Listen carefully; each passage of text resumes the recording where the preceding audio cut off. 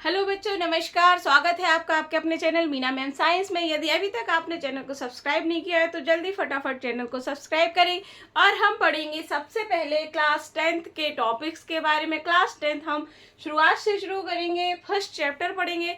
पहले चैप्टर का नाम है बेटा हमारा रासायनिक अभिक्रियाएं एवं समीकरण।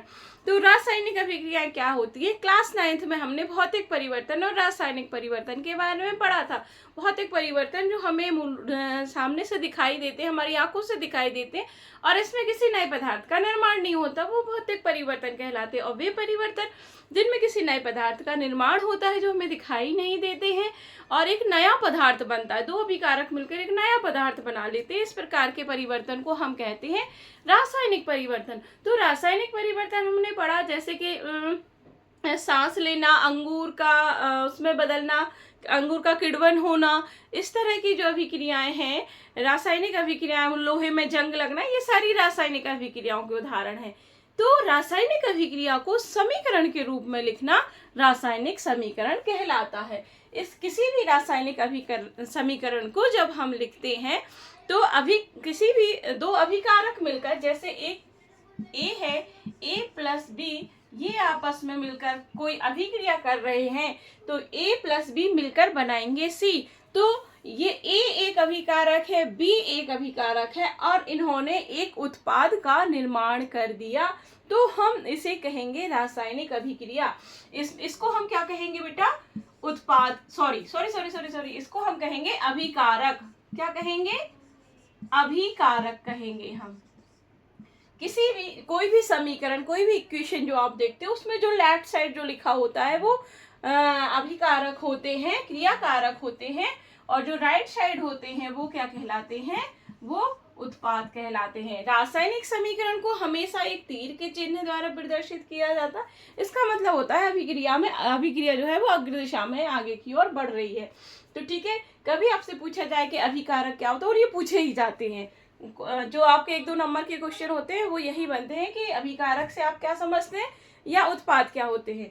तो अभिकारक के बारे में आप क्या कहेंगे? कोई रासायनिक अभिक्रिया में भाग लेने वाले जो क्रियाकारक होते हैं उन्हें हम अभिकारक कहते हैं। और किसी भी रासायनिक अभिक्रिया में अभिकारकों की क्रिया करने के पश्चात जो क्रियाफल बनता है, जो प्रोडक्ट बनता है, जो हमें नया पदार्थ प्राप्त होता है, उसे हम कहते हैं उत्पाद। तो इस प्रकार से हम एक रासायनिक अभिक्रिया को बता सकते हैं कि जैसे कि हम एक एग्जाम्पल के रूप में बताते हैं। यदि ये हमने नॉर्मली बताया कि कोई भी ए अभिकारक है, बी एक अभिकारक है, ये आपस में मिलकर क्या बनाएंगे? सी बनाएंगे। तो ठीक है बेटा, अभिकारक हमेशा बाईं ओर लिखे जाते हैं, उत्पाद हमेशा दाईं ओर लिखे जाते हैं, तीर का चिन्ह लगाया जाता है। और इस तरह से ये हमारी एक अभिक्रिया पूरी होती है। जब हम इसको समीकरण के रूप में लिखेंगे तो हम लिखेंगे, जैसे हमने एक एग्जाम्पल लिया, Mg+O2, मैग्नीशियम, ये है मैग्नीशियम, इसकी जब ऑक्सीजन से क्रिया होती है तो ये बनता है, ये दिखाई देगा ना, MgO, ठीक है, मैग्नीशियम ऑक्साइड। और ये क्वेश्चन आपसे बार बार आपके एग्जाम में भी पूछा जाता है कि मैग्नीशियम रिबन को ऑक्सीजन की क्रिया से, मैग्नीशियम पर ऑक्सीजन की क्रिया से क्या बनता है? तो ये बनता है बेटा मैग्नीशियम ऑक्साइड। क्या बनता है? Magnesium oxide. तो जो उत्पाद हमें प्राप्त हुआ, ये हमें मैग्नीशियम ऑक्साइड प्राप्त हुआ। ये राइट साइड लिखा गया, ये लेफ्ट साइड लिखे। तो इसमें दो अभिकारक थे, मैग्नीशियम और ऑक्सीजन। ये इन्होंने आपस में क्रिया की और इन्होंने क्या बनाया? मैग्नीशियम ऑक्साइड बनाया। चूंकि अभी जो समीकरण है अभी ये संतुलित नहीं है। इसमें क्या है, ये मैग्नीशियम किसी भी, जो आगे हम पढ़ेंगे रासायनिक समीकरण को कैसे संतुलित किया जाता है और क्यों आवश्यक होता है। तो हमने द्रव्यमान संरक्षण का नियम 9th में पढ़ा था। द्रव्यमान संरक्षण, किसी भी अभिक्रिया को होने पर द्रव्यमान का कभी नहीं बदलता है, तो ये बराबर रहता है दोनों साइड। तो यहाँ पे MgO2 ये हो जाएगा Mg। यहाँ 2 ऑक्सीजन है, यहाँ 1 ऑक्सीजन है, तो हम यहाँ ऑक्सीजन यदि एक और लगा देंगे, 2O कर देंगे, तो यहाँ Mg भी 2 हो जाएगा, यानी कि मैग्नीशियम 2 हो जाएगा। इसके लिए हम क्या करेंगे बेटा? हम यहाँ भी 2 लगा सकते हैं, तो ये हो जाएगा 2Mg+O2 और 2MgO, मैग्नीशियम ऑक्साइड। तो इस तरह से हम एक रासायनिक समीकरण को लिख सकते हैं, एक रासायनिक अभिक्रिया को हम लिख सकते हैं। किसी भी रासायनिक अभिक्रिया को लिखने पर एक और लिखा जाता है, यहाँ सॉलिड अवस्था लिखी जाती है, जो जिस अवस्था में है वो अवस्था लिखी जाती है, और ये गैस है और ये सॉलिड। ठीक है बेटा, तो इस तरह से हमें ये प्राप्त होता है। हम इसकी अवस्था को लिख देते हो। कोई भी जब रासायनिक अभिक्रिया होगी, रासायनिक परिवर्तन होगा, तो उस नए पदार्थ में क्या क्या चेंजेस आ सकते हैं। तो उस नए पदार्थ का कलर चेंज हो सकता है, उसकी अवस्था चेंज हो सकती है, और उसमें एक नया पदार्थ तो सिंपली बन ही जाता है, पदार्थ की अवस्था चेंज हो जाती, नया पदार्थ बन जाता है।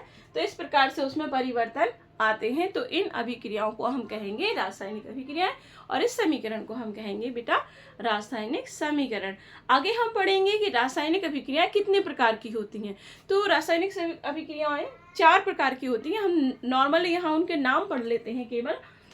पहले एक बार हम रिवीजन कर लेते थोड़ा सा कि हमने क्या पढ़ा है। हमने पढ़ा है रासायनिक समीकरण क्या होते हैं। तो रासायनिक अभिक्रियाओं को प्रतीकात्मक रूप में जब हम लिखते हैं तो हमें क्या मिलता है, रासायनिक समीकरण होता है, प्राप्त होता है, या दो से अधिक अभिकारक आपस में मिलकर एक क्रियाफल का निर्माण करते हैं, तो इसे एक रासायनिक अभिक्रिया कहते हैं। और इसको ये जो प्रतीक के रूप में हम लिखते हैं, ये क्या कहलाता है, रासायनिक समीकरण कहलाता है। रासायनिक समीकरण फिर से एक बार रिवीजन कर रही हूँ, इसलिए जो उत्पाद होते हैं, सॉरी हमेशा भूल जाती हूँ, जो अभिकारक होते हैं वो लेफ्ट साइड लिखे जाते हैं, और जो उत्पाद होते हैं वो हमेशा राइट साइड लिखे जाते हैं। अभिकारक लेफ्ट साइड, उत्पाद राइट साइड। ठीक है, अभिकारक आपस में क्रिया करके उत्पाद बनाते हैं। अभिकारक को हम क्रियाफल भी कहते, अभिकारक को हम क्रियाकारक भी कहते हैं। और 2 क्रियाकारक जब आपस में क्रिया करते हैं तो हमें क्रियाफल मिलता है। ओके, हाँ, आगे हमें पढ़ना था रासायनिक अभिक्रियाओं के प्रकार। ठीक है, तो ये जो रासायनिक अभिक्रियाएं हैं कितने प्रकार की हैं, ये रासायनिक अभिक्रियाएं हैं जो वो 4 प्रकार की हैं। सबसे पहले जो है वो है संयोजन अभिक्रिया। इनका एक अलग से वीडियो बनाएंगे, नहीं तो अभी ये जो वीडियो है शुरुआत का है, इंट्रोडक्शन का है, बहुत लंबा हो जाएगा। सबसे पहली है संयोजन अभिक्रिया, दूसरी हमारी है वियोजन अभिक्रिया,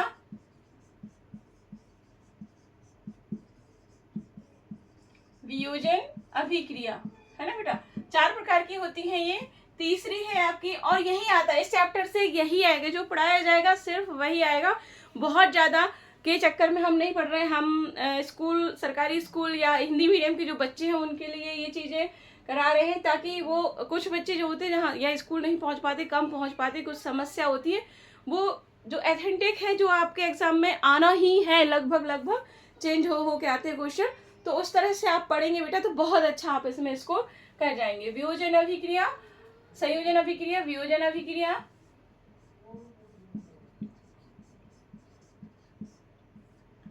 विस्थापन अभिक्रिया, और 4th है हमारी द्विविस्थापन अभिक्रिया, द्विविस्थापन अभिक्रिया। ठीक, क्या है ये, रासायनिक अभिक्रियाओं के प्रकार। रासायनिक अभिक्रिया 4 प्रकार की होती हैं, संयोजन अभिक्रिया, वियोजन अभिक्रिया, विस्थापन अभिक्रिया और द्विविस्थापन अभिक्रिया। अब इनको डिटेल में हम पढ़ेंगे अगले वीडियो में। तो वीडियो पसंद आया तो उसे लाइक करना और अपने दोस्तों के साथ शेयर करना। Bye bye.